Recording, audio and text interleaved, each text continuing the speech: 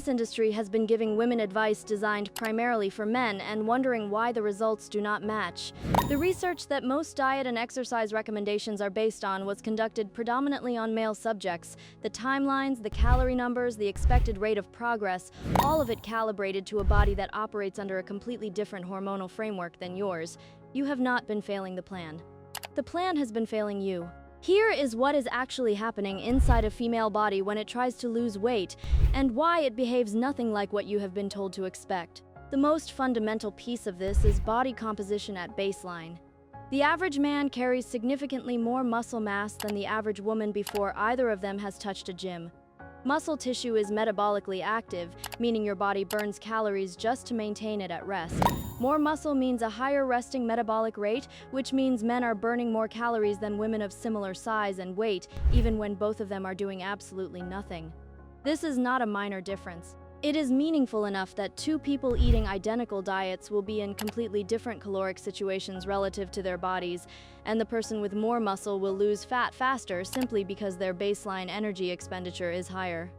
This is not fairness, it is just biology, and it starts before any diet or workout program enters the picture.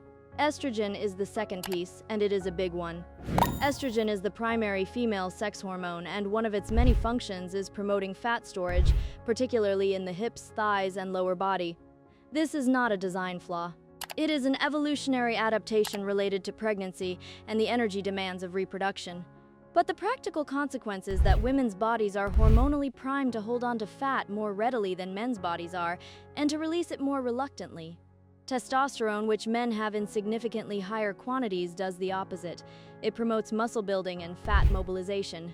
So men are not just starting with more muscle, they are operating with a hormonal profile that actively supports fat loss and muscle growth simultaneously, while women are operating with a hormonal profile that does the opposite. Same diet, same workout, genuinely different biological response. Fat distribution compounds this further. The fat women tend to store in the lower body around the hips and thighs is a specific type called subcutaneous fat that sits directly under the skin.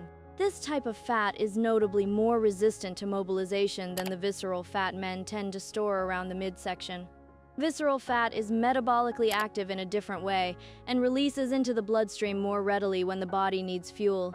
Subcutaneous fat in the lower body has more fat storage receptors and fewer fat release receptors, which is why it accumulates easily and reduces stubbornly. When women lose fat, it tends to come off from the upper body, face, and arms first, while the areas they most want to change, the hips, thighs, and stomach, stay largely the same for a long time. This is not the diet failing. This is the order in which your body is genetically programmed to release fat, and it is different from the pattern most men experience. The menstrual cycle adds a layer of complexity to fat loss for women that has no equivalent in male physiology and that almost nobody in mainstream fitness content addresses with any real depth. Your hormone levels shift significantly across the 4 phases of your cycle, and those shifts affect your metabolism, your hunger levels, your energy for training, your water retention, and how your body responds to both food and exercise. In the luteal phase, the 2 weeks before your period, progesterone rises and your body temperature increases slightly, your appetite increases meaningfully, your carbohydrate cravings intensify, and your perceived exertion during exercise goes up, meaning the same workout genuinely feels harder. Your body is also retaining more water during this phase, which means the scale can show increases of several pounds that have nothing to do with fat. Women who are tracking their weight in progress without accounting for cycle phase are getting feedback that is actively misleading them about whether their approach is working, and the frustration that creates is one of the main reasons women abandon plans that were actually producing results. Sleep affects women's fat loss more severely than it affects men's, and this is another piece that rarely gets discussed honestly. Women are more susceptible to the hormonal disruption caused by poor sleep than men are, and the downstream effects on appetite, metabolism, and cortisol are more pronounced. One consistently poor night of sleep measurably increases hunger hormones and decreases fullness hormones in anyone, but the magnitude of that effect and the recovery time needed afterward differs between sexes. Women also experience more sleep disruption on average due to hormonal fluctuations across the menstrual cycle, and later in life due to perimenopause and menopause. The relationship between sleep quality and fat loss for women is direct and significant, and treating sleep as optional while aggressively pursuing fat loss is one of the most reliable ways to make the process slower and harder than it needs to be. Stress and cortisol hit women's body composition differently too. Women tend to have stronger cortisol responses to psychological stress than men do, and cortisol's relationship with abdominal fat storage is well documented. Chronic stress in women produces central fat accumulation that is stubborn specifically because it is hormonally driven rather than purely caloric. You can be in a genuine calorie deficit and still struggle to lose abdominal fat if your cortisol is chronically elevated, because the hormonal signal to store fat in that area is overriding the mathematical signal to release it.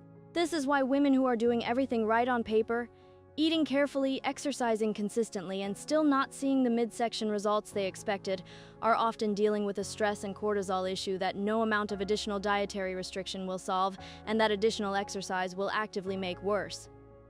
Thyroid function is another biological variable that affects women disproportionately. Thyroid disorders, particularly hypothyroidism, are significantly more common in women than in men, and hypothyroidism directly slows metabolism, promotes fat retention, causes fatigue, and makes weight loss genuinely resistant to effort. Many women struggling with fat loss that seems disproportionately difficult relative to their intake and activity have undiagnosed or undertreated thyroid issues sitting underneath everything else. This is not something a better workout program addresses. It is a medical situation that requires proper diagnosis and treatment, and the number of women who have been told to just try harder when their thyroid was the actual problem is not small.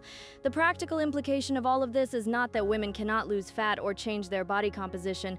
They absolutely can and do.